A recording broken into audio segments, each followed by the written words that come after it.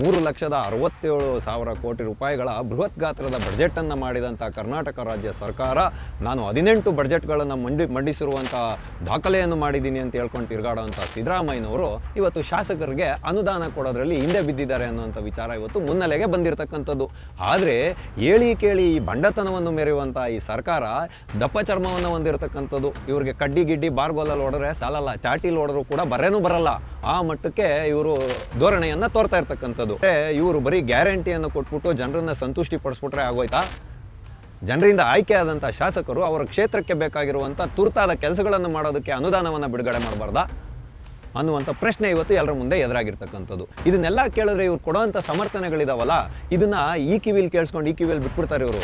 ಸಮರ್ಥನೆಗಳು ಹೆಂಗಿರ್ತವೆ ಅಂತ ಹೇಳಿದ್ರೆ ಎದುರುಗಡೆ ಕೇಳೋ ಅಂಥ ವ್ಯಕ್ತಿ ಕನ್ವಿನ್ಸ್ ಆಗ್ಬಿಡ್ಬೇಕು ಅವನು, ಹೌದಪ್ಪ ಇವ್ರು ಹೇಳ್ತಾ ಇರೋದ್ರಲ್ಲೇನೋ ವಾಸ್ತವಾಂಶ ಇದೆ ಅಂತ. ಹಾಗಾಗಿ ಇವತ್ತು ಒಂದು ಸಮರ್ಥನೆಯನ್ನು ಈ ಸರ್ಕಾರ ಕೊಡ್ತಾ ಇದೆ. ಏನು ಸಮರ್ಥನೆಯನ್ನು ಕೊಡ್ತಾ ಇದೆ ಅಂತ ಹೇಳಿದ್ರೆ, ನಾವು ಅನುದಾನಗಳನ್ನು ಯಾಕೆ ಬಿಡುಗಡೆ ಮಾಡ್ತಾ ಇಲ್ಲ ಅಂತ ಹೇಳಿದ್ರೆ, ಹಿಂದಿನ ಸರ್ಕಾರ, ಹಿಂದಿನ BJP ಸರ್ಕಾರ ತುಂಬ ಮಟ್ಟದ ಬಿಲ್ಗಳನ್ನು ಪೆಂಡಿಂಗ್ ಇಟ್ಬಿಟ್ಟು ಹೋಗ್ಬಿಟ್ಟಿತ್ತಂತೆ, ಅದನ್ನೆಲ್ಲ ಇವರು ತೀರ್ಸ್ಕೊಂಬರ್ತಾ ಇದ್ದಾರಂತೆ, ಅದಕ್ಕೆ ಅನುದಾನವನ್ನು ಕೊಡ್ತಾ ಇಲ್ವಂತೆ. ನೋಡ್ರಿ ಯಾವ ರೀತಿಯಾದಂಥ ಒಂದು ಸಮರ್ಥನೆಯನ್ನು ಈ ಸರ್ಕಾರ ಕೊಡುತ್ತೆ, ಯಾವ ರೀತಿಯಾದಂಥ ಬಂಡಗೆಡಿತನವನ್ನು ಮೆರೆಯುತ್ತೆ ಅನ್ನೋದನ್ನು ನಾವಿಲ್ಲಿ ಅರ್ಥ ಮಾಡ್ಕೊಬೇಕು. ಯಾಕೆ ಅಂತ ಹೇಳಿದ್ರೆ, ನಿನ್ನೆ ಬಾದಾಮಿಯಲ್ಲಿ ಏನೋ ಒಂದು ಅಗ್ನಿಶಾಮಕ ದಳದ ಒಂದು ಕಾರ್ಯಕ್ರಮ ನಡೆಯುವಾಗ ಕುಲ್ಲಂಕುಲ್ಲ ವೇದಿಕೆ ಒಳಗಡೆ ಗೃಹ ಸಚಿವರು, ಜವಾಬ್ದಾರಿಯುತವಾದ ಸ್ಥಾನದಲ್ಲಿರುವಂಥ ಗೃಹ ಸಚಿವರು ಹೇಳಿಕೆಗಳನ್ನು ಕೊಡ್ತಾರಲ್ರಿ. ಸಿದ್ದರಾಮಣ್ಣನ ಹತ್ರ ದುಡ್ಡೇ ಇಲ್ಲ, ಅಕ್ಕಿ ಬೇಳೆ ಎಣ್ಣೆಗೆಲ್ಲ ದುಡ್ಡು ಕೊಟ್ಬಿಟ್ಟಿದ್ದೀವಿ, ಹಂಗಾಗಿ ಬಾದಾಮಿಯ ಒಂದು ಪಟ್ಟಣವನ್ನು ಅಭಿವೃದ್ಧಿ ಮಾಡಬೇಕಾದ್ರೆ ನೀವು ಒಂದು ಬೃಹತ್ ಮಟ್ಟದ ಒಂದು ಪ್ರಾಜೆಕ್ಟನ್ನು ಮಾಡ್ಕೊಂಬಿಡಿ, ಅದನ್ನು ಕೇಂದ್ರ ಸರ್ಕಾರಕ್ಕೆ ಕಳಿಸ್ಬಿಡೋಣ ಆ ಒಂದು ಪ್ರಾಜೆಕ್ಟನ್ನು, ಅವ್ರು ಕೊಡ್ತಾರೆ ದುಡ್ಡನ್ನ. ಯಾಕೆ ಅಂದರೆ ಸಿದ್ದರಾಮಣ್ಣನ ಸರ್ಕಾರದಲ್ಲಿ ದುಡ್ಡೇ ಇಲ್ಲ, ಜನರಿಗೆ ಅಕ್ಕಿ ಬೇಳೆ ಎಣ್ಣೆ ಹಂಚಿಬಿಟ್ಟಿದ್ದಾರೆ, ಹಂಗಾಗಿ ದುಡ್ಡೇ ಇಲ್ಲಂಗೆ ಆಗೋಗ್ಬಿಟ್ಟಿದೆ ಅಂತ ಹೇಳುವಂಥ ಮಾತುಗಳನ್ನು ನೋಡಿ ಅಬಕಾರಿ ಸಚಿವರ ಕಡೆಗೆ ಮಖವನ್ನು ಮಾಡಿ ನಗ್ತಾರೆ ಇವರು. ಅಂದರೆ ಎಣ್ಣೆನೂ ಹಂಚ್ಬಿಟ್ಟಿದ್ದೀವಿ ಅಂತ. ಅಂದರೆ ಜವಾಬ್ದಾರಿಯುತವಾದ ಸ್ಥಾನದಲ್ಲಿರುವಂಥ ನೀವು ಒಂದು ಸಾರ್ವಜನಿಕ ವೇದಿಕೆಯಲ್ಲಿ, ಅದು ಸರ್ಕಾರದ ಆರ್ಥಿಕ ಸ್ಥಿತಿಯ ಕುರಿತಾಗಿ ಈ ರೀತಿಯಾದಂತಹ ಒಂದು ಹಾಸ್ಯ ಚಟಕಿಯನ್ನು ಆರಿಸಬಾರ್ದಾ ಅನ್ನುವಂಥ ಕ್ಲಾರಿಟಿ ಇಲ್ವೇನ್ರಿ? ನನ್ನಂಥ ಒಬ್ಬ ಸಾಮಾನ್ಯ ಆಟೋ ಚಾಲಕ ಇವತ್ತು ನಿಮಗೆ ಬುದ್ಧಿ ಹೇಳುವಂಥ ಮಟ್ಟಕ್ಕೆ ಇವತ್ತು ನೀವು ಸರ್ಕಾರನ ನಿಂದನೆ ಮಾಡ್ತಿರಲ್ರಿ. ಆರ್ಥಿಕ ವ್ಯವಸ್ಥೆ ದುರ್ಬಲವಾಗೇ ಇರ್ಬೋದು, ಸರ್ಕಾರದ ಖಜಾನೆನೇ ಬರಿದಾಗಿರ್ಬೋದು, ಆದರೆ ಜವಾಬ್ದಾರಿಯುತವಾದ ಸ್ಥಾನದಲ್ಲಿರ್ತಕ್ಕಂಥ ನೀವು, ಎಲ್ಲ ವಿಷಯಗಳಲ್ಲಿ ಮಗುವಿನಂತೆ ಮಾತಾಡುವ ನೀವು ಇಲ್ಲಿ ಜವಾಬ್ದಾರಿಯುತವಾಗೇ ಮಾತನಾಡಬೇಕು ಅನ್ನುವಂಥ ಅರಿವು ನಿಮ್ಗಿಲ್ದೆ ಹೋಯ್ತಲ್ರಿ. ಈ ಬಾಲಕೃಷ್ಣ ಅವರು ಶಾಸಕರಿಗೆ ಒಂದು ಕಿವಿ ಮಾತನ್ನು ಹೇಳ್ತಾರೆ. ಇವ್ರು ಯಾವಾಗೂ ಕುಚೋದ್ಯವಾಗಿ, ಕುಯುಕ್ತಿಯಾಗಿ, ಕುತಂತ್ರವಾಗಿ ಮಾತಾಡೋದು ಈ ಮನುಷ್ಯ. ಯಾವಾಗ್ಲೂ ಅಷ್ಟೇ ತಿವಿದು ಮಾತಾಡೋದು, ಎಕ್ಕರಿಸಿ ಮಾತಾಡೋದು ಇವರ ಸ್ವಭಾವ.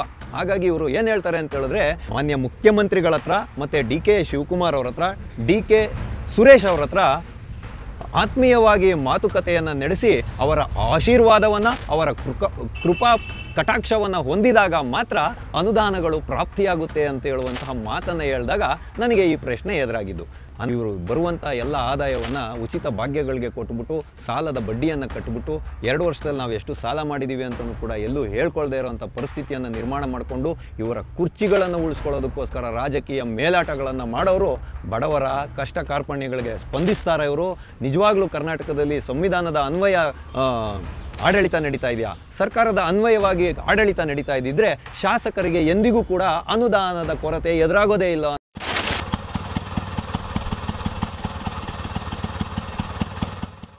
TV ವಿಕ್ರಮದ ಸಮಸ್ತ ವೀಕ್ಷಕರಿಗೆ ಆಟೋವಾಲಾ ಕಾರ್ಯಕ್ರಮಕ್ಕೆ ಆತ್ಮೀಯವಾದ ಸ್ವಾಗತ. ನಾನು ನಿಮ್ಮ ಜಯಂತ್ ಪಾಂಡೆ. ಸ್ನೇಹಿತರೆ, ಆಟೋವಾಲಾ ಕಾರ್ಯಕ್ರಮಕ್ಕೆ ನಾವಿಂದು ಆಯ್ದುಕೊಂಡಂತಹ ವಿಷಯ, ಅನುದಾನಕ್ಕಾಗಿ ಶಾಸಕರು ಅಂಗಲಾಚಬೇಕೇನ್ರಿ ಸಿದ್ದರಾಮಯ್ಯನವರೇ? ಸರ್ಕಾರದ ಖಜಾನೆ ಏನಾದರೂ ಬರಿದಾಗಿ ಹೋಗಿದೆಯಾ? ಶಾಸಕರಿಗೆ ಅನುದಾನ ಕೊಡಲು ನಿಮಗೇನ್ರಿ ತೊಂದರೆ? ಮಾತೆತ್ತಿದ್ರೆ ಪುಂಖಾನುಪುಂಖವಾಗಿ ಸಂವಿಧಾನ ಅಂತ ಬಡ್ಕೊಳ್ಳೋ ಅಂಥ ನೀವು ಇವತ್ತು ಶಾಸಕರಿಗೆ ಯಾಕೆ ಅನುದಾನವನ್ನು ಬಿಡುಗಡೆ ಮಾಡ್ತಾ ಇಲ್ಲ? ಹಾಗಾಗಿ ನಾವಿವತ್ತು ಕರ್ನಾಟಕ ರಾಜ್ಯ ಸರ್ಕಾರದ ಒಂದು ನಡವಳಿಕೆ ಏನು ನಡೀತಾ ಇದೆ ಇವತ್ತು, ಇದ್ರ ಬಗ್ಗೆ ಸ್ವಲ್ಪ ಮಾತಾಡೋಣ. ಹಾಗಾಗಿ ಸಿದ್ದರಾಮಯ್ಯನವರೇ, ಶಾಸಕರಿಗೆ ದಯವಿಟ್ಟು ಅನುದಾನವನ್ನು ಬಿಡುಗಡೆ ಮಾಡಿರಿ ಅನ್ನೋವಂಥ ವಿಷಯವನ್ನು ನಾವಿವತ್ತು ತಿಳ್ಕೊಳ್ಳೋವಂಥ ಪ್ರಯತ್ನ ಮಾಡೋಣ. ಸ್ನೇಹಿತರೆ, ಇತ್ತೀಚೆಗೆ ಕರ್ನಾಟಕದ ರಾಜಕಾರಣದಲ್ಲಿ ಹಲವಾರು ಬೆಳವಣಿಗೆಗಳು ನಡೀತಾ ಇದೆ. ಹೇಳಿ ಕೇಳಿ ಈ ಸರ್ಕಾರ ಬಂದಾಗಿಂದ ಗ್ಯಾರಂಟಿ ಯೋಜನೆಗಳಿಗೋಸ್ಕರ ಹಣವನ್ನು ಭರಿಸಲಿಕ್ಕೆ ಸಾಧ್ಯ ಆಗದೆ ತಿಣುಕಾಡಿಕೊಂಡು ಮುಂದೆ ಸರ್ಕಾರವನ್ನು ನಡೆಸ್ಕೊಂಡು ಹೋಗ್ತಾ ಇರತಕ್ಕಂಥದ್ದು. 3,67,000 ಕೋಟಿ ರೂಪಾಯಿಗಳ ಬೃಹತ್ ಗಾತ್ರದ ಬಡ್ಜೆಟನ್ನು ಮಾಡಿದಂಥ ಕರ್ನಾಟಕ ರಾಜ್ಯ ಸರ್ಕಾರ ನಾನು 18 ಬಡ್ಜೆಟ್ಗಳನ್ನು ಮಂಡಿಸಿರುವಂಥ ದಾಖಲೆಯನ್ನು ಮಾಡಿದ್ದೀನಿ ಅಂತ ಹೇಳ್ಕೊಂಡು ತಿರುಗಾಡೋವಂಥ ಸಿದ್ದರಾಮಯ್ಯನವರು ಇವತ್ತು ಶಾಸಕರಿಗೆ ಅನುದಾನ ಕೊಡೋದ್ರಲ್ಲಿ ಹಿಂದೆ ಬಿದ್ದಿದ್ದಾರೆ ಅನ್ನೋಂಥ ವಿಚಾರ ಇವತ್ತು ಮುನ್ನೆಲೆಗೆ ಬಂದಿರತಕ್ಕಂಥದ್ದು. ಆದರೆ ಹೇಳಿ ಕೇಳಿ ಈ ಬಂಡತನವನ್ನು ಮೆರೆಯುವಂಥ ಈ ಸರ್ಕಾರ ದಪ್ಪ ಚರ್ಮವನ್ನು ಹೊಂದಿರತಕ್ಕಂಥದ್ದು. ಇವ್ರಿಗೆ ಕಡ್ಡಿ ಗಿಡ್ಡಿ ಬಾರ್ಗೋಲಲ್ಲಿ ಹೊಡೆದ್ರೆ ಸಾಲಲ್ಲ, ಚಾಟೀಲಿ ಹೊಡೆದ್ರು ಕೂಡ ಬರೇನೂ ಬರಲ್ಲ, ಆ ಮಟ್ಟಕ್ಕೆ ಇವರು ಧೋರಣೆಯನ್ನು ತೋರ್ತಾ ಇರ್ತಕ್ಕಂಥದ್ದು. ಹಾಗಾಗಿ ಇವತ್ತು ಎಚ್.ಕೆ. ಪಾಟೀಲ್ರು ಇದ್ದಾರಲ್ಲ, ಅವರು ಹಿರಿಯ ರಾಜಕಾರಣಿಗಳು, ಇವತ್ತು ಸಚಿವರು ಕೂಡ ಆಗಿದ್ದಾರೆ. ಇವರು ಸುದೀರ್ಘವಾದ ಪತ್ರವನ್ನು ನಮ್ಮ ಸಿದ್ದರಾಮಯ್ಯನವ್ರಿಗೆ ಬರೆದಿದ್ರು. ಏನಂತ ಅಂದರೆ, ನೀವು ಆವಾಗ ಪಾದಯಾತ್ರೆ ಮಾಡ್ಕೊಂಡು ಬಳ್ಳಾರಿಗೆ ಹೋಗಿದ್ರಿ, ಬಳ್ಳಾರಿಗೆ ಅದ್ಯಾವುದ್ಯಾವುದೋ ಹೊಸ ಶೂಗಳು ತೊಗೊಂಡು 10,000 ರೂಪಾಯಿ ಬೆಲೆ ಬಾಳೋ ಅಂಥ ಶೂಸ್ ಹಾಕ್ಕೊಂಡು ಬಳ್ಳಾರಿಗೆ ಹೋಗಿದ್ರಿ. ಆದರೆ ಆ ಪೀರಿಯಡಲ್ಲಿ ಏನು ಇದು ನಡೆದಿತ್ತಲ್ಲ, ಗಣಿಗಾರಿಕೆಯಲ್ಲಿ ಅಕ್ರಮ ಏನು ನಡೆದಿತ್ತಲ್ಲ, ಆ ಅಕ್ರಮದ ಬಗ್ಗೆ ತನಿಖೆ ಸ್ಟಾರ್ಟ್ ಮಾಡೋಕ್ಕೆ ಯಾಕೆ ಇಷ್ಟೊಂದು ವಿಳಂಬವನ್ನು ತೋರ್ತಾ ಇದ್ದೀರಾ ಅನ್ನೋಂಥ ಪತ್ರ ಬರೆದಿದ್ರು. ಇನ್ನೊಬ್ಬರು ಪಾಟೀಲ್ ಇದ್ದಾರೆ, BS ಪಾಟೀಲ್ ಅಂತ. ಅವರು ಜಹೀರ್ ಅಹಮದ್ ಖಾನ್ ಅವರ ಆಪ್ತ ಸಹಾಯಕನ ಮುಖಾಂತರ ಜಹೀರ್ ಅಹಮದ್ ಖಾನ್ ಅವ್ರ ಮೇಲೇ ಆಪಾದನೆ ಮಾಡೋರು. ಅದಕ್ಕೆ ಜಮೀರಣ್ಣ ಬಂದ್ಬಿಟ್ಟು ನಿನ್ನೆ ತುರ್ತಾಗಿ ಇದು ಪತ್ರಿಕಾಗೋಷ್ಠಿಯನ್ನು ಮಾಡಿಬಿಟ್ಟು, ಬಡವ್ರ ದುಡ್ಡು ತಿನ್ನೋ ಅಂಥ ದೌರ್ಭಾಗ್ಯ ನನಗೇನು ಬಂದಿದೆ, ಬಡವ್ರ ದುಡ್ಡನ್ನು ತಿಂದುಬಿಟ್ರೆ, ಯಾಕೆಂದರೆ ಹೇಳಿ ಕೇಳಿ ನಾನೇನು ದೊಡ್ಡ ಅಂತ ಹರೀಶ್ಚಂದ್ರಯ್ಯನಲ್ಲ, ಆದರೆ ಬಡವರ ವಿಷಯಕ್ಕೆ ಬಂದಾಗ ನಾನು ಹರಿಶ್ಚಂದ್ರ ಆಗ್ಬಿಡ್ತೀನಿ. ಹಂಗಾಗಿ ಆಶ್ರಯ ಯೋಜನೆಯಲ್ಲಿ ಬರುವಂಥ ಪುಡಿಗಾಸು ತಿನ್ನುವಂಥ ದೌರ್ಭಾಗ್ಯ ನನಗೇನು ಬಂದಿದೆ, ಬಡವರು ತಿಂದವರ ಹೊಟ್ಟೆಯಲ್ಲಿ ಹುಳ ಬೀಳಲಿ ಅಂತ ಹೇಳುವಂಥ ಮಾತನ್ನು ಆಡ್ತಾರಲ್ರಿ ಇವರು. ಸಮರ್ಥನೆಯನ್ನು ಕೊಡೋದು, ಯಾವೆಲ್ಲದಕ್ಕೂ ಸಮರ್ಥನೆಯನ್ನು ಕೊಡೋದು. ಇನ್ನು ಗೋಪಾಲಕೃಷ್ಣ ಅನ್ನುವಂಥ ಶಾಸಕರು ಹೇಳ್ತಾ ಇದ್ದಾರೆ, ಸರ್ಕಾರ ಅಸ್ತಿತ್ವಕ್ಕೆ ಬಂದು 2 ವರ್ಷ ಆಗೋಗ್ತಾ ಇದೆ, ನನ್ನ ಕ್ಷೇತ್ರದಲ್ಲಿ ಒಂದು ಮೋರಿಯನ್ನು ಮಾಡೋದಕ್ಕೂ ಕೂಡ ನನಗೆ ಅನುದಾನ ಸಿಗ್ತಾ ಇಲ್ಲದೆ ಇರೋದು ತುಂಬ ನೋವಿನ ಸಂಗತಿ, ಜನರ ಮುಂದೆ ಹೆಂಗೆ ತಲೆ ಎತ್ಕೊಂಡು ತಿರುಗಾಡೋದು ಅನ್ನುವಂಥ ಮಾತನ್ನು ಅವ್ರು ಹೇಳ್ತಾರೆ. ಅದು ಬಿಟ್ಬಿಟ್ಟು ರಾಜು ಕಾಗೆ ಅನ್ನೋರು ಏನು ಹೇಳ್ತಾರೆ ಅಂದರೆ, ನನಗೆ ಸಮುದಾಯ ಭವನಗಳು ಇರ್ಬೋದು, 35 ಸಮುದಾಯ ಭವನಗಳೇನೋ ಮಾಡಬೇಕು, ನಾನು ಅದಕ್ಕೆ ವರ್ಕ್ ಆರ್ಡ್ರ್ ಕೊಡ್ರಿ ಸಿದ್ದರಾಮಯ್ಯನವರೇ, ಜನಗಳ ಮುಂದೆ ನಾವು ಮುಖ ತೋರ್ಸೋಕ್ಕಾಗ್ತಾ ಇಲ್ಲ ಅಂತ ಹೇಳ್ತಾ ಇರ್ತಕ್ಕಂಥದ್ದು. ಅಂದರೆ ಶಾಸಕರಲ್ಲಿ ಯಾವ ಮಟ್ಟಗಿನ ಒಂದು ಅಸಮಾಧಾನ ಬೇಗುದಿ ಇವತ್ತು ಹೊರಗಡೆಗೆ ಬರ್ತಾ ಇದೆ ಅಂತ ಹೇಳಿದ್ರೆ, ಇವರು ಬರೀ ಗ್ಯಾರಂಟಿಯನ್ನು ಕೊಟ್ಬಿಟ್ಟು ಜನರನ್ನು ಸಂತುಷ್ಟಿ ಪಡಿಸ್ಬಿಟ್ರೆ ಆಗೋಯ್ತಾ? ಜನರಿಂದ ಆಯ್ಕೆ ಆದಂಥ ಶಾಸಕರು ಅವರ ಕ್ಷೇತ್ರಕ್ಕೆ ಬೇಕಾಗಿರುವಂಥ ತುರ್ತಾದ ಕೆಲಸಗಳನ್ನು ಮಾಡೋದಕ್ಕೆ ಅನುದಾನವನ್ನು ಬಿಡುಗಡೆ ಮಾಡಬಾರ್ದಾ ಅನ್ನುವಂಥ ಪ್ರಶ್ನೆ ಇವತ್ತು ಎಲ್ಲರ ಮುಂದೆ ಎದುರಾಗಿರ್ತಕ್ಕಂಥದ್ದು. ಇದನ್ನೆಲ್ಲ ಕೇಳಿದ್ರೆ ಇವ್ರು ಕೊಡೋವಂಥ ಸಮರ್ಥನೆಗಳಿದಾವಲ್ಲ, ಇದನ್ನು ಈ ಕಿವಿಲಿ ಕೇಳಿಸ್ಕೊಂಡು ಈ ಕಿವಿಯಲ್ಲಿ ಬಿಟ್ಬಿಡ್ತಾರೆ ಇವರು. ಸಮರ್ಥನೆಗಳು ಹೆಂಗಿರ್ತವೆ ಅಂತ ಹೇಳಿದ್ರೆ, ಎದುರುಗಡೆ ಕೇಳೋ ಅಂಥ ವ್ಯಕ್ತಿ ಕನ್ವಿನ್ಸ್ ಆಗ್ಬಿಡ್ಬೇಕು ಅವನು, ಹೌದಪ್ಪ ಇವ್ರು ಹೇಳ್ತಾ ಇರೋದ್ರಲ್ಲೇನೋ ವಾಸ್ತವಾಂಶ ಇದೆ ಅಂತ. ಹಾಗಾಗಿ ಇವತ್ತು ಒಂದು ಸಮರ್ಥನೆಯನ್ನು ಈ ಸರ್ಕಾರ ಕೊಡ್ತಾ ಇದೆ. ಏನು ಸಮರ್ಥನೆಯನ್ನು ಕೊಡ್ತಾ ಇದೆ ಅಂತ ಹೇಳಿದ್ರೆ, ನಾವು ಅನುದಾನಗಳನ್ನು ಯಾಕೆ ಬಿಡುಗಡೆ ಮಾಡ್ತಾ ಇಲ್ಲ ಅಂತ ಹೇಳಿದ್ರೆ, ಹಿಂದಿನ BJP ಸರ್ಕಾರ ತುಂಬ ಮಟ್ಟದ ಬಿಲ್ಗಳನ್ನು ಪೆಂಡಿಂಗ್ ಇಟ್ಬಿಟ್ಟು ಹೋಗ್ಬಿಟ್ಟಿತ್ತಂತೆ, ಅದನ್ನೆಲ್ಲ ಇವರು ತೀರಿಸ್ಕೊಂಬರ್ತಾ ಇದ್ದಾರಂತೆ, ಅದಕ್ಕೆ ಅನುದಾನವನ್ನು ಕೊಡ್ತಾ ಇಲ್ವಂತೆ. ನೋಡಿರಿ ಯಾವ ರೀತಿಯಾದಂಥ ಒಂದು ಸಮರ್ಥನೆಯನ್ನು ಈ ಸರ್ಕಾರ ಕೊಡುತ್ತೆ, ಯಾವ ರೀತಿಯಾದಂಥ ಬಂಡಗೇಡಿತನವನ್ನು ಮೆರೆಯುತ್ತೆ ಅನ್ನೋದನ್ನು ನಾವಿಲ್ಲಿ ಅರ್ಥ ಮಾಡ್ಕೊಬೇಕು. ಯಾಕೆ ಅಂತ ಹೇಳಿದ್ರೆ, ನಿನ್ನೆ ಬಾದಾಮಿಯಲ್ಲಿ ಏನೋ ಒಂದು ಅಗ್ನಿಶಾಮಕ ದಳದ ಒಂದು ಕಾರ್ಯಕ್ರಮ ನಡೆಯುವಾಗ ಕುಲ್ಲಂಕುಲ್ಲ ವೇದಿಕೆ ಒಳಗಡೆ ಗೃಹ ಸಚಿವರು, ಜವಾಬ್ದಾರಿಯುತವಾದ ಸ್ಥಾನದಲ್ಲಿರುವಂಥ ಗೃಹ ಸಚಿವರು ಹೇಳಿಕೆಗಳನ್ನು ಕೊಡ್ತಾರಲ್ರಿ. ಸಿದ್ದರಾಮಣ್ಣನ ಹತ್ರ ದುಡ್ಡೇ ಇಲ್ಲ, ಅಕ್ಕಿ ಬೇಳೆ ಎಣ್ಣೆಗೆಲ್ಲ ದುಡ್ಡು ಕೊಟ್ಬಿಟ್ಟಿದ್ದೀವಿ, ಹಂಗಾಗಿ ಬಾದಾಮಿಯ ಒಂದು ಪಟ್ಟಣವನ್ನು ಅಭಿವೃದ್ಧಿ ಮಾಡಬೇಕಾದ್ರೆ ನೀವು ಒಂದು ಬೃಹತ್ ಮಟ್ಟದ ಒಂದು ಪ್ರಾಜೆಕ್ಟನ್ನು ಮಾಡ್ಕೊಂಬಿಡಿ, ಅದನ್ನು ಕೇಂದ್ರ ಸರ್ಕಾರಕ್ಕೆ ಕಳಿಸ್ಬಿಡೋಣ ಆ ಒಂದು ಪ್ರಾಜೆಕ್ಟನ್ನು, ಅವ್ರು ಕೊಡ್ತಾರೆ ದುಡ್ಡನ್ನ. ಯಾಕೆ ಅಂದರೆ ಸಿದ್ದರಾಮಣ್ಣನ ಸರ್ಕಾರದಲ್ಲಿ ದುಡ್ಡೇ ಇಲ್ಲ, ಜನರಿಗೆ ಅಕ್ಕಿ ಬೇಳೆ ಎಣ್ಣೆ ಹಂಚಿಬಿಟ್ಟಿದ್ದಾರೆ, ಹಂಗಾಗಿ ದುಡ್ಡೇ ಇಲ್ಲಂಗೆ ಆಗೋಗ್ಬಿಟ್ಟಿದೆ ಅಂತ ಹೇಳುವಂಥ ಮಾತುಗಳನ್ನು ನೋಡಿ ಅಬಕಾರಿ ಸಚಿವರ ಕಡೆಗೆ ಮಖವನ್ನು ಮಾಡಿ ನಗ್ತಾರೆ ಇವರು. ಅಂದರೆ ಎಣ್ಣೆನೂ ಹಂಚ್ಬಿಟ್ಟಿದ್ದೀವಿ ಅಂತ. ಅಂದರೆ ಎಣ್ಣೆಯಲ್ಲಿ ಎಷ್ಟು ಬೇಕೋ ಅಷ್ಟು ದೋಚ್ಕೊಂಡ್ರು ಇವರು, ಜನಗಳಿಗೆ ಅಕ್ಕಿ ಬೇಳೆಗೆ ಮಾತ್ರ ಸೀಮಿತ ಮಾಡಿಬಿಟ್ರು. ಅಂದರೆ ಯಾರು ತುಂಬ ಸದೃಢವಾಗಿದ್ದಾರೆ ಆರ್ಥಿಕವಾಗಿ, ಅವರನ್ನು ಮೇಲೆತ್ತುವಂಥ ಕೆಲಸ ಮಾಡ್ತಾ ಇದೆ ಈ ಸರ್ಕಾರ. ಅಂದರೆ ಮಧ್ಯಮ ವರ್ಗದವರು, ಕೆಳ ಮಧ್ಯಮ ವರ್ಗದವರು ಕೇವಲ ಅನ್ನ, ವಸತಿ, ನೀರು ಇಷ್ಟಕ್ಕೆ ಬದುಕಬೇಕು ಅನ್ನುವಂಥ ರೀತಿಯಲ್ಲಿ ಇವರು ಧೋರಣೆ ಇರತಕ್ಕಂಥದ್ದು. ತಮ್ಮ ಮಕ್ಕಳುಗಳಿಗೆ ಉತ್ಕೃಷ್ಟ ಗುಣಮಟ್ಟದ ಶಿಕ್ಷಣವನ್ನು ಕೊಡಲಿಕ್ಕೂ ಅಸಹಾಯಕರಾಗುವಂಥ ಸ್ಥಿತಿಯನ್ನು ನಿರ್ಮಾಣ ಮಾಡಿಟ್ಟಿದೆ ಈ ಕಾಂಗ್ರೆಸ್ ಸರ್ಕಾರ. ಹಾಗಾಗಿ ಇವತ್ತು ಎಳಿಲಾರ್ದೆತ್ತೋಗಿ ಮಳೆ ಮೇಲೆ ಬಿತ್ತು ಅಂತ ಒಂದು ಗಾದೆ ಮಾತಿದೆ. ಇವರು ಮಾಡಿರುವಂಥ ಅಚಾತುರ್ಯಗಳಿಂದ, ಇವರು ಮಾಡಿದಂಥ ಆತುರದ ನಿರ್ಧಾರಗಳಿಂದ, ಇವರು ಜನರಿಗೆ ಒಡ್ಡಿದಂಥ ಆಮಿಷಗಳಿಂದ ಇವತ್ತು ಸರ್ಕಾರ ತನ್ನ ಬಂಡಿಯನ್ನು ಮುಂದೆ ಎಳಿಲಿಕ್ಕಾಗದೆ ಮಾತೆತ್ತಿದ್ರೆ ಹೋಗಿ ಕೇಂದ್ರ ಸರ್ಕಾರದ ಮೇಲೆ ಆಪಾದನೆಯನ್ನು ಮಾಡ್ತಕ್ಕಂಥದ್ದು. ಹಾಗಾಗಿ ಗೃಹ ಸಚಿವರು ಏನಿದ್ದಾರೆ ಇವತ್ತು ಕೇಂದ್ರ ಸರ್ಕಾರದ ಮೇಲೆ ಹೇಳ್ಬಿಡೋದು, ಅಂದರೆ ಬಾದಾಮಿ ಪಟ್ಟಣ ಅಭಿವೃದ್ಧಿ ಮಾಡಬೇಕಾದ್ರೆ ನಾವು ಒಂದು ಪ್ರಾಜೆಕ್ಟ್ ರೆಡಿ ಮಾಡಿ ಕೇಂದ್ರ ಸರ್ಕಾರಕ್ಕೆ ಕೊಟ್ಬಿಡೋಣ, ಅಷ್ಟರಲ್ಲಿ ನಮ್ಮದು ಟರ್ಮ್ ಮುಗ್ದೋಗುತ್ತೆ, ಬಾದಾಮಿ ಅಭಿವೃದ್ಧಿ ಆದರೂ ಆಗಲಿ ಹೋದ್ರೂ ಕೂಡ ಹೋಗಲಿ ಅನ್ನುವಂಥ ರೀತಿಯಲ್ಲಿ ಅವ್ರದ್ದು ಹೇಳಿಕೆ ಇರ್ತಕ್ಕಂಥದ್ದು. ಆಮೇಲೆ ಬಂದ್ಬಿಟ್ಟು ಮಾಧ್ಯಮದವ್ರು ಕೇಳಿದ್ರೆ ನಾನು ತಮಾಷೆಗೋಸ್ಕರ ಹಾಸ್ಯ ಚಟಾಕಿ ಆರಿಸಿದ್ದು ಅಂತ ಮಗುವಿನ ಥರ ಉತ್ತರ ಕೊಡ್ತಿರಲ್ರಿ ಪರಮೇಶ್ವರ್ ಸಾಹೇಬ್ರವ್ರೆ. ಜವಾಬ್ದಾರಿಯುತವಾದ ಸ್ಥಾನದಲ್ಲಿರುವಂಥ ನೀವು ಒಂದು ಸಾರ್ವಜನಿಕ ವೇದಿಕೆಯಲ್ಲಿ ಅದು ಸರ್ಕಾರದ ಆರ್ಥಿಕ ಸ್ಥಿತಿಯ ಕುರಿತಾಗಿ ಈ ರೀತಿಯಾದಂತಹ ಒಂದು ಹಾಸ್ಯ ಚಟಾಕಿಯನ್ನು ಆರಿಸಬಾರ್ದಾ ಅನ್ನುವಂಥ ಕ್ಲಾರಿಟಿ ಇಲ್ವೇನ್ರಿ? ನನ್ನಂಥ ಒಬ್ಬ ಸಾಮಾನ್ಯ ಆಟೋ ಚಾಲಕ ಇವತ್ತು ನಿಮಗೆ ಬುದ್ಧಿ ಹೇಳೋವಂಥ ಮಟ್ಟಕ್ಕೆ ಇವತ್ತು ನೀವು ಸರ್ಕಾರನ ನಿಂದನೆ ಮಾಡ್ತಿರಲ್ರಿ. ಆರ್ಥಿಕ ವ್ಯವಸ್ಥೆ ದುರ್ಬಲವಾಗೇ ಇರ್ಬೋದು, ಸರ್ಕಾರದ ಖಜಾನೆನೇ ಬರಿದಾಗಿರ್ಬೋದು, ಆದರೆ ಜವಾಬ್ದಾರಿಯುತವಾದ ಸ್ಥಾನದಲ್ಲಿರ್ತಕ್ಕಂಥ ನೀವು ಎಲ್ಲ ವಿಷಯಗಳಲ್ಲಿ ಮಗುವಿನಂತೆ ಮಾತಾಡುವ ನೀವು ಇಲ್ಲಿ ಜವಾಬ್ದಾರಿಯುತವಾಗೇ ಮಾತನಾಡಬೇಕು ಅನ್ನುವಂಥ ಅರಿವು ನಿಮಗಿಲ್ಲದೆ ಹೋಯ್ತಲ್ರಿ. ಇದನ್ನು ನಾವು ಯಾರಿಗೆ ಹೇಳೋದು ಅನ್ನುವಂಥ ಪ್ರಶ್ನೆ ಬಂದಿದೆ. ಅದಕ್ಕೆ ಈಗ ಬಸವರಾಜ ರಾಯರೆಡ್ಡಿಯವರು ಒಂದು ಪತ್ರಿಕಾ ಹೇಳಿಕೆಯನ್ನು ಕೊಟ್ಟಿದ್ದಾರೆ ಸ್ವಾಮಿ.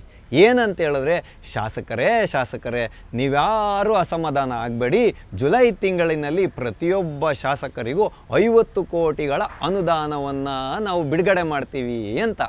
ನೋಡಿ, ಇಲ್ಲಿದೆ ವಿಷಯ. ಯಾಕೆ ಅಂತ ಹೇಳಿದ್ರೆ, ಬಡ್ಜೆಟ್ನ ಟೈಮಲ್ಲಿ ನಮ್ಮ ಸಿದ್ದರಾಮಯ್ಯನವರು ಏನು ಮಾಡಿದರು ಅಂತ ಹೇಳಿದ್ರೆ 800 ಕೋಟಿ ರೂಪಾಯಿಗಳ ವಿಶೇಷ ಅನುದಾನವನ್ನು ಮೀಸಲಿಟ್ಕೊಂಡಿದ್ರು ಅವರ ಒಂದು ಇದರಲ್ಲಿ. ಯಾಕೆ ಅಂತ ಹೇಳಿದ್ರೆ, ಯಾವ ಶಾಸಕರು ಈ ರೀತಿಯಾಗಿ ಬಂದು ಬೀದಿಯಲ್ಲಿ ಬಹಿರಂಗವಾಗಿ ಹೇಳಿಕೆಗಳನ್ನು ಕೊಡ್ತಾರೋ ಅವರು ಕೊಟ್ಬಿಡೋಣ ಅಂತ. ಆದರೆ ವಾಸ್ತವಿಕತೆ ಅದಲ್ಲ ವೀಕ್ಷಕರೇ. ಏನು ಗೊತ್ತಾ, ಕರ್ನಾಟಕ ರಾಜ್ಯ ಸರ್ಕಾರ ಹೇರಿರುವಂಥ ದುಬಾರಿ ತೆರಿಗೆಗಳು, ಇವತ್ತು ಅಬಕಾರಿ ಸುಂಕ ಇರ್ಬೋದು, ಇವೆಲ್ಲ ದುಬಾರಿಯಾಗಿದ್ದಾವೆ. ಹಾಗಾಗಿ ಇವತ್ತು ಜನ ತೆರಿಗೆ ಕಟ್ಟೋಕ್ಕೂ ಹಿಂದೆ ಮುಂದೆ ನೋಡೋವಂಥ ಪರಿಸ್ಥಿತಿ ನಿರ್ಮಾಣ ಆಗ್ತಾಯಿದೆ. ಹಾಗಾಗಿ ತೆರಿಗೆ ಬರೋ ಅಂಥದ್ದು ನಿರೀಕ್ಷೆ ಏನಿತ್ತು ಅದು ತುಂಬ ನಿಧಾನಗತಿಯಲ್ಲಿ ಬರ್ತಾ ಇರೋದ್ರಿಂದ ಸರ್ಕಾರ ಇವತ್ತು ಸಾಲದ ಮೊರೆಯನ್ನು ಹೋಗಬೇಕು, ಅಥವಾ ಇಲ್ಲ ಅಂತ ಹೇಳಿದ್ರೆ ಜನಗಳಿಗೆ ತಲುಪಿಸುವಂಥ ವ್ಯವಸ್ಥೆಗಳನ್ನು ವಿಳಂಬವಾಗಿ ತಲುಪಿಸಬೇಕು, ಅಥವಾ ಶಾಸಕರ ಅನುದಾನವನ್ನು ತಡೆ ಹಿಡಿಬೇಕು ಅನ್ನೋವಂಥ ಮಟ್ಟಕ್ಕೆ ಮೇಲ್ನೋಟಕ್ಕೆ ಇವತ್ತು ಸಾಮಾನ್ಯ ಜನರಿಗೆ ನಮಗೆ ಗೊತ್ತಾಗ್ತಾ ಇದೆ. ಇಲ್ಲ ಅಂತ ಹೇಳಿದ್ರೆ ಯಾಕೆ ಕರ್ನಾಟಕ ರಾಜ್ಯದಲ್ಲಿ ಅಭಿವೃದ್ಧಿ ಕಾರ್ಯಗಳು ಕುಂಠಿತ ಆಗ್ತಾ ಇತ್ತು ಅನ್ನುವಂಥ ಪ್ರಶ್ನೆ ಎಲ್ಲರನ್ನ ಕಾಡ್ತಾ ಇರತಕ್ಕಂಥದ್ದು. ಅದಾಗೋದ್ಮೇಲೆ ಇದೆಲ್ಲ ಏನು ಅಂತ ಹೇಳಿದ್ರೆ, ಇವತ್ತು ಸಾರ್ವಜನಿಕರಿಗೆ ಮುಂದೆ ಈ ರೀತಿಯಾದ ಹೇಳಿಕೆಗಳನ್ನು ಕೊಟ್ಟು ಮುಜುಗರಕ್ಕೆ ಈಡಾಗ್ತಾ ಇರುವಂಥ ಸಿದ್ದರಾಮಯ್ಯನ ಸರ್ಕಾರದಲ್ಲಿ ಬಣಗಳು ಸೃಷ್ಟಿಯಾಗಿರ್ತಕ್ಕಂಥದ್ದು. ಯಾವಾಗ ಸಿದ್ದರಾಮಯ್ಯನವರು ಡೆಲ್ಲಿಗೆ ಹೋಗ್ತಾರೋ ಇಲ್ಲಿ ಶಾಸಕ ಸ್ಥಾನದಿಂದ ಸಚಿವ ಸ್ಥಾನಗಳಿಗೆ ಅದ್ಲಿ ಬದಲಿ ಆಗಬೇಕು ಅನ್ನೋ ವಿಚಾರಗಳನ್ನ ಇಟ್ಕೊಂಡು ಈ ಥರ ಮಾತಾಡ್ತಾರೆ ಅಂತ ಹೇಳೋದು ಒಂದು ವಾದ ಆಗೋದ್ರೆ, ಇನ್ನೊಂದು ವಾದ ಏನಿದೆ ಅಂತ ಹೇಳಿದ್ರೆ, ಸಿದ್ದರಾಮಯ್ಯನವರ ಬಣವನ್ನು ದಮನ ಮಾಡಬೇಕು, ಡಿ ಕೆ ಶಿವಕುಮಾರ್ ಅವರ ಬಣ ಮೇಲೇಳಬೇಕು. ಡಿ ಕೆ ಶಿವಕುಮಾರ್ ಅವರ ಬಣವನ್ನು ದಮನ ಮಾಡಬೇಕು, ಸಿದ್ದರಾಮಯ್ಯನವರ ಬಣ ಮೇಲೇಳಬೇಕು. ಇದೇ ರಾಜಕೀಯದ ಮೇಲಾಟ ನಡೀತಾ ಇದ್ದರೆ ಜನರ ಕಷ್ಟ ಕಾರ್ಪಣ್ಯಗಳಿಗೆ ಸ್ಪಂದಿಸುವವರು ಯಾರು ಅನ್ನುವಂಥ ಪ್ರಶ್ನೆ ಇವತ್ತು ಬಂದಿರತಕ್ಕಂಥದ್ದು. ಹಾಗಾಗಿ ನಿನ್ನೆ ಬಾಲಕೃಷ್ಣ ಅವರಿದ್ದಾರಲ್ಲ, ಮಾಗಡಿಯ ಶಾಸಕರು, ಇವರು ಒಂದು ಹೇಳಿಕೆಯನ್ನು ಕೊಟ್ಟಿದ್ದಾರೆ. ಇದನ್ನು ನೋಡಿದ ಮೇಲೆ ನನಗೇನು ಅನ್ನಿಸ್ತು ಅಂತ ಹೇಳಿದ್ರೆ, ಕರ್ನಾಟಕ ರಾಜ್ಯ ಸರ್ಕಾರ ಇವತ್ತು ಯಾವ ವಿಧವಾದ ಧೋರಣೆಯನ್ನು ಹೊಂದಿದೆ ಅಂತ ಹೇಳಿದ್ರೆ, ಕರ್ನಾಟಕದಲ್ಲಿ ಸಂವಿಧಾನದ ಅಡಿಯಲ್ಲಿ ಪ್ರಜಾತಂತ್ರ ವ್ಯವಸ್ಥೆ ಅಧಿಕಾರದಲ್ಲಿದೆಯಾ ಅಥವಾ ಅಧಿಕಾರಿ ಶಾಹಿ ಅಂದರೆ ಸರ್ವಾಧಿಕಾರಿ ಧೋರಣೆ ಡಿಕ್ಟೇಟರಿಶಿಪ್ ಇಲ್ಲಿ ಅಸ್ತಿತ್ವದಲ್ಲಿದೆಯಾ ಅನ್ನುವಂಥ ಪ್ರಶ್ನೆ ನನಗೆ ಎದುರಾಗಿರೋದು. ಯಾಕೆ ಅಂತ ಹೇಳಿದ್ರೆ, ಈ ಬಾಲಕೃಷ್ಣ ಅವರು ಶಾಸಕರಿಗೆ ಒಂದು ಕಿವಿ ಮಾತನ್ನು ಹೇಳ್ತಾರೆ. ಇವ್ರು ಯಾವಾಗೂ ಕುಚೋದ್ಯವಾಗಿ, ಕುಯುಕ್ತಿಯಾಗಿ, ಕುತಂತ್ರವಾಗಿ ಮಾತಾಡೋದು ಈ ಮನುಷ್ಯ. ಯಾವಾಗಲೂ ಅಷ್ಟೇ ತಿವಿದು ಮಾತಾಡೋದು, ಎಕ್ಕರಿಸಿ ಮಾತಾಡೋದು ಇವರ ಸ್ವಭಾವ. ಹಾಗಾಗಿ ಇವರು ಏನು ಹೇಳ್ತಾರೆ ಅಂತ ಹೇಳಿದ್ರೆ, ಮಾನ್ಯ ಮುಖ್ಯಮಂತ್ರಿಗಳ ಹತ್ರ ಮತ್ತು ಡಿ ಕೆ ಶಿವಕುಮಾರ್ ಅವ್ರ ಹತ್ರ, ಡಿ ಕೆ ಸುರೇಶ್ ಅವ್ರ ಹತ್ರ ಆತ್ಮೀಯವಾಗಿ ಮಾತುಕತೆಯನ್ನು ನಡೆಸಿ ಅವರ ಆಶೀರ್ವಾದವನ್ನು, ಅವರ ಕೃಪಾ ಕಟಾಕ್ಷವನ್ನು ಹೊಂದಿದಾಗ ಮಾತ್ರ ಅನುದಾನಗಳು ಪ್ರಾಪ್ತಿಯಾಗುತ್ತೆ ಅಂತ ಹೇಳುವಂತಹ ಮಾತನ್ನು ಹೇಳಿದಾಗ ನನಗೆ ಈ ಪ್ರಶ್ನೆ ಎದುರಾಗಿದ್ದು. ಅಂದರೆ ಕರ್ನಾಟಕ ರಾಜ್ಯದಲ್ಲಿ ಪ್ರಜಾತಂತ್ರ ವ್ಯವಸ್ಥೆಯಲ್ಲಿ ಅಧಿಕಾರ ನಡೀತಾ ಇದೆಯೋ ಅಥವಾ ಅಧಿಕಾರಿಶಾಹಿ ಧೋರಣೆ ಅಥವಾ ಸರ್ವಾಧಿಕಾರಿ ಧೋರಣೆ ಡಿಕ್ಟೇಟರ್ಶಿಪ್ಪು ಅಸ್ತಿತ್ವದಲ್ಲಿದೆಯೋ ಅನ್ನುವಂಥ ಪ್ರಶ್ನೆ ಎದುರಾಗಿರ್ತಕ್ಕಂಥದ್ದು. ಹಾಗಾಗಿ ಈ ಕರ್ನಾಟಕ ರಾಜ್ಯ ಸರ್ಕಾರ ಹೇಳಿ ಕೇಳಿ ಆರ್ಥಿಕ ಸಂಕಷ್ಟಕ್ಕೆ ಒಳಗಾಗಿದೆ ಅಂತ ಹೇಳುವಂಥ ಮುನ್ಸೂಚನೆಯನ್ನು ನಮ್ಮ ಮಗುವಾದಂಥ ಗೃಹ ಸಚಿವರು ಪರಮೇಶ್ವರ್ಜಿಯವರು ಕೊಟ್ಟಿದ್ದಾರಾ ಅಥವಾ ಹಾಸ್ಯ ಚಟಾಕಿಯನ್ನೇ ಹಾರಿಸಿದ್ದಾರಾ? ಯಾಕೆ ಅಂತ ಹೇಳಿದ್ರೆ ಈ ಸರ್ಕಾರ ಎಲ್ಲವನ್ನು ಹೇಳೋದು ಅಡ್ಡಗೋಡೆಯ ಮೇಲೆ ದೀಪ ಇಟ್ಟಂಗೆ. ಇವರ ವಿರುದ್ಧ, ಇವರ ಕಾರ್ಯವೈಖರಿಯ ವಿರುದ್ಧ ನಾವ್ಯಾರೂ ಮಾತಾಡೋಂಗೂ ಇಲ್ಲ, ಎದುರಿಸ್ತಾರೆ, ಬೆದರಿಸ್ತಾರೆ. ಹಾಗಾಗಿ ಇವತ್ತು ಕರ್ನಾಟಕದ ರಾಜ್ಯದ ಜನತೆ ಏನಿದ್ದೀವಿ ನಾವೆಲ್ಲರೂ ಸಂಕಷ್ಟಕ್ಕೆ ಸಿಕ್ಕಾಕೊಳ್ಳುವಂತಹ ಕಾಲ ಎದುರಾಗಿಲ್ಲ ಅಂತ ಇವತ್ತು ಮುನ್ಸೂಚನೆ ಸಿಗ್ತಾ ಇರತಕ್ಕಂಥದ್ದು. ಯಾಕೆ ಅಂತ ಹೇಳಿದ್ರೆ ಇವರು ಬರುವಂಥ ಎಲ್ಲ ಆದಾಯವನ್ನು ಉಚಿತ ಭಾಗ್ಯಗಳಿಗೆ ಕೊಟ್ಬಿಟ್ಟು ಸಾಲದ ಬಡ್ಡಿಯನ್ನು ಕಟ್ಬಿಟ್ಟು 2 ವರ್ಷದಲ್ಲಿ ನಾವು ಎಷ್ಟು ಸಾಲ ಮಾಡಿದ್ದೀವಿ ಅಂತಲೂ ಕೂಡ ಎಲ್ಲೂ ಹೇಳ್ಕೊಳ್ದೇ ಇರೋವಂಥ ಪರಿಸ್ಥಿತಿಯನ್ನು ನಿರ್ಮಾಣ ಮಾಡಿಕೊಂಡು ಇವರ ಕುರ್ಚಿಗಳನ್ನು ಉಳಿಸ್ಕೊಳ್ಳೋದಕ್ಕೋಸ್ಕರ ರಾಜಕೀಯ ಮೇಲಾಟಗಳನ್ನು ಮಾಡೋರು ಬಡವರ ಕಷ್ಟ ಕಾರ್ಪಣ್ಯಗಳಿಗೆ ಸ್ಪಂದಿಸ್ತಾರೆ. ಇವರು ನಿಜವಾಗ್ಲೂ ಕರ್ನಾಟಕದಲ್ಲಿ ಸಂವಿಧಾನದ ಅನ್ವಯ ಆಡಳಿತ ನಡೀತಾ ಇದೆಯಾ, ಸರ್ಕಾರದ ಅನ್ವಯವಾಗಿ ಆಡಳಿತ ನಡೀತಾ ಇದ್ದಿದ್ದರೆ ಶಾಸಕರಿಗೆ ಎಂದಿಗೂ ಕೂಡ ಅನುದಾನದ ಕೊರತೆ ಎದುರಾಗೋದೇ ಇಲ್ಲ ಅನ್ನುವಂಥ ಮಾತನ್ನು ನಿಮ್ಮೆಲ್ಲರ ಮುಂದೆ ಇಡೋದರ ಮುಖಾಂತರ ಸಿದ್ದರಾಮಯ್ಯನವರು ಇನ್ನು ಮುಂದೆ ಆದರೂ ಜವಾಬ್ದಾರಿಯುತವಾಗಿ ಅಧಿಕಾರವನ್ನು ನಡೆಸಲಿ, ಕರ್ನಾಟಕವನ್ನು ಮತ್ತೆ ಸುಭಿಕ್ಷವಾಗಿ ಮಾಡಲಿ, ಅಭಿವೃದ್ಧಿ ಕಾರ್ಯಗಳಿಗೆ ಒಂದು ವೇಗವನ್ನು ಕೊಡಲಿ ಅಂತ ಹೇಳೋದ್ರ ಮುಖಾಂತರ ಆಟೋವಾಲ ಕಾರ್ಯಕ್ರಮವನ್ನು ನಾವಿಂದು ಮುಗಿಸ್ತಾ ಇದ್ದೇವೆ. ಮುಂದೆ ಇಂತಹದ್ದೇ ಒಂದು ಕುತೂಹಲಕಾರಿಯಾದ ವಿಷಯದೊಂದಿಗೆ ನಾವೆಲ್ಲರೂ ಮತ್ತೆ ಭೇಟಿಯಾಗೋಣ. ಅಲ್ಲಿವರೆಗೂ ಟಿ ವಿ ವಿಕ್ರಮವನ್ನು ಸಬ್ಸ್ಕ್ರೈಬ್ ಮಾಡೋದರ ಮುಖಾಂತರ, ನಿಮ್ಮ ಸದ್ವಿಚಾರಗಳನ್ನು ಕಾಮೆಂಟ್ ಮಾಡೋದರ ಮುಖಾಂತರ ಹಾಗೂ ಶೇರ್ ಮಾಡೋದರ ಮುಖಾಂತರ ನಮ್ಮನ್ನು ಪ್ರೋತ್ಸಾಹಿಸಿ. ಟಿವಿ ವಿಕ್ರಮ, ದೇಶ ನಿಮ್ಮ ಕೈಯಲ್ಲಿ. ಈ ಕಾರ್ಯಕ್ರಮ ನಿಮಗೆ ಇಷ್ಟ ಆಗಿದ್ದಲ್ಲಿ ಲೈಕ್, ಶೇರ್ ಹಾಗೂ ಕಮೆಂಟ್ ಮಾಡಿ. ಟಿವಿ ವಿಕ್ರಮದ ಕಾರ್ಯಕ್ರಮಗಳನ್ನು ನಿರಂತರವಾಗಿ ವೀಕ್ಷಿಸಲು ಸಬ್ಸ್ಕ್ರೈಬ್ ಮಾಡಿ, ಬೆಲ್ ಐಕನ್ ಒತ್ತಿ.